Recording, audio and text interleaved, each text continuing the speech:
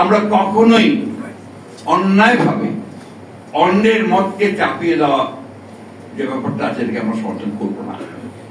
আমরা আরেকজনের মতের স্বাধীনতাকে নিশ্চয়ই সেটাকে আমরা দৃঢ়ভাবে আমরা সেটাকে সমর্থন দেব, আছি এবং ভবিষ্যতে থাকবো। সে গভর্নমেন্টে থাকি আর না থাকি, যেখানেই থাকি, এই ব্যাপারে আপনাদেরকে আমরা নিশ্চিত দিতে পারি।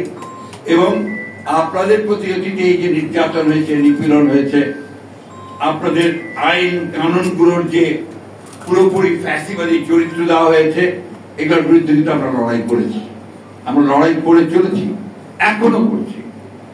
এবং খুব স্পষ্ট ভাষায়, দৃঢ় ভাষায় আবার বলতে চাই, আমরা কখনোই অন্যায়ভাবে অন্যের মতকে চাপিয়ে দেওয়া যে ব্যাপারটা আছে এটাকে আমরা সমর্থন করব না।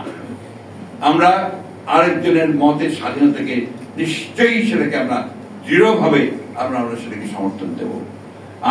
আমি তার সাথে একটি নাও করতে পারি, করি না হয়তো, সেটাকে আমি আপন করার চেষ্টা করব।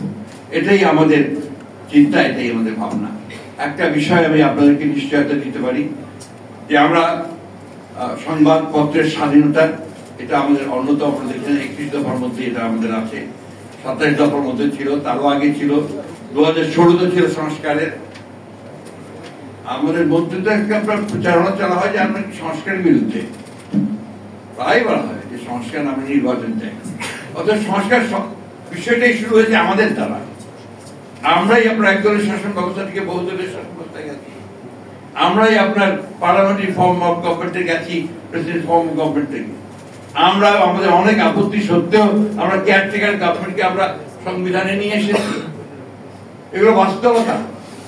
শুধু ওই বাস্তবতা থেকে অযথা আমাদেরকে আবার আপনার প্রশ্নবিদ্ধ করে অন্য পথে দেখানোর চেষ্টা করা, এটার পেছনে কিছু রাজনৈতিক উদ্দেশ্য থাকলেও থাকতে পারে।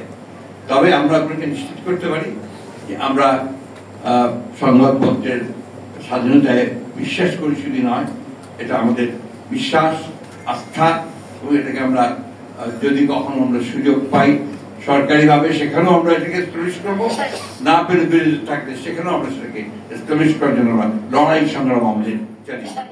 রেমিটেন্স যোদ্ধাদের ঢাকায় বিশেষ ছাড়ে রেডি ফ্ল্যাট দিচ্ছে শতভাগ বিশ্বস্ত ও নির্ভরযোগ্য প্রতিষ্ঠান প্রবাসীর সিটি।